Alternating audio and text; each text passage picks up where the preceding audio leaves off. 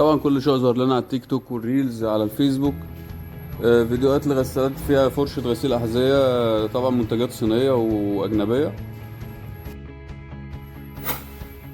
ففريش طبعا ما تسكتش، عملت الغسالة دي مصري بضمان فريش 5 سنين، فيها فرشة قابلة للإزالة، يعني بتتفك وتتركب، وهي في الآخر غسالة أطفال يعني. غسالة بيبي 4 كيلو عادية جدا، بس فيها فرشة بتتركب قابلة للإزالة، وظيفتها غسيل أحذية.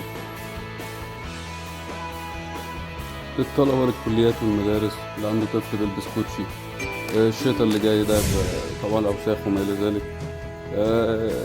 حل مناسب وسعرها كويس جدا، يعني سعرها عندنا مثلا من 850، هي موجودة في السوق من 850 ل 1050.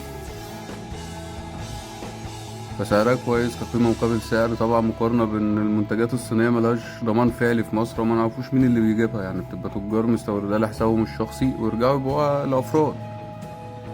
فدي ضمان فريش، شركة برضو محترمة عارفينها.